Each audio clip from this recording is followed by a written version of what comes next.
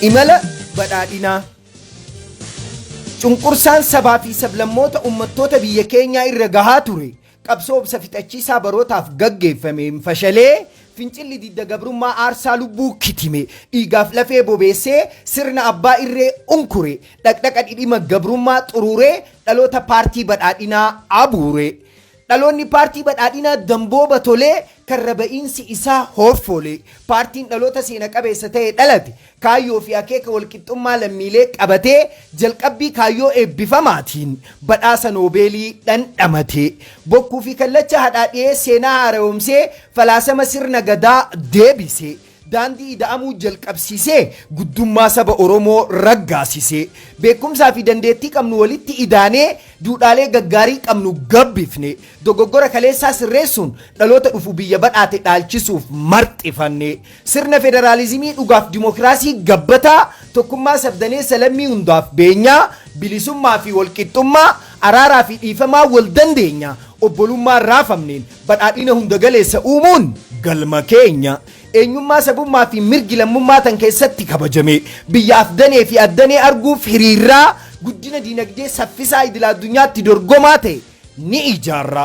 Goobanni sirna dimokiraasii badhaadhinaan hanga'ee kan baqate martuu biyyatti dacha'e dirree siyaasaa bal'isuun araara Eertiraatiin hanga gaanfa Afrikaatti fulla'e jalqabbiin qormaatiloo jajjaboo marfame kiyyoo hunda caccabsee humnoota diigomsaa abdii kutachiise ummata biyyattii daangaa hanga daangaatti sochoosuun deeggarsa galaana ummataa dhoose. Gaafiin ummata Sidaamaa deebi'ee naannoon kurnaffaan hundaa'e rakkoon majliisa hawaasa musliimaa furmaata argatee wal dhibdeen mana amantaa bataskaana ortodoksii tawaahidoo Itoophiyaa araaraan dhumate somni federaalizimii diigdanii Itoophiyaa dullatti deebiftuun hafarfamaa baate cilee bishaan buute taate imalli paartii badhaadhinaa hattuuf saamtuu agabsee baabura daandii badhaadhinaa sochoose tarkaanfilee ajaa'ibsiisoon biyya kufte kaasee hidhaaroomsa guddicha laga Abbayyaa marsaa duraatiin bishaan kuuse.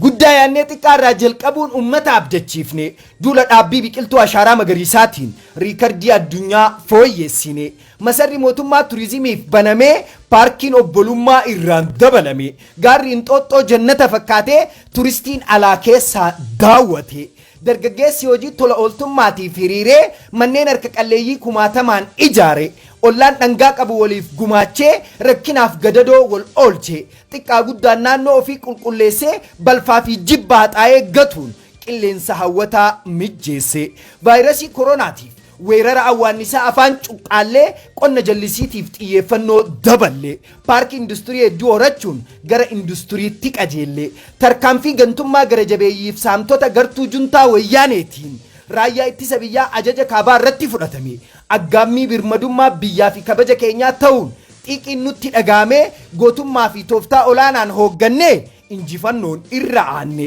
oomishtoota shiraa gartuu juntaa obsi sodaa itti fakkaate hikkoo gootaa agarsiifnee kokkee waraabeeyyii kana keessaa haqooqnee baasuun ummata Tigraay ifatti baafne fiinxaaleeyyii wayyaanee achi buutee dhabnee lola guyyaa muraasaatiin Maqalee keessa shirshir jenne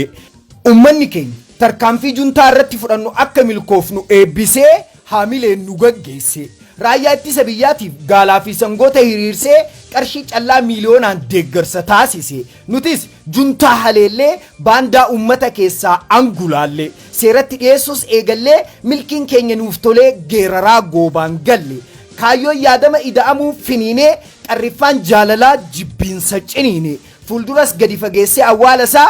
fiinxaalessummaa seenaa taasisa tattaaffiiwwan waggoota muraasaatiin addunyaan nuraajee badhaadhinni wa'aada ummataaf seene kabaje duskannoo jireenya qananii lammiileetiif halkan guyyaa hojjanna seenaa dabreen booyuu dhiifnee seenaa haaraa galmeessina ida'amuun daandii keenya badhaadhinni galma keenya kana dhugoomsuuf deeggarsa ummata keenyaa yeroo hunda gaafannaa tattaaffii kana keessatti dogoggora uumne kamuu ni sirreeffannaa horaa bulaa deebana abjuun humnoota badii ni kufa imalli badhaadhinaa itti fufa paartii badhaadhinaa Oromiyaa.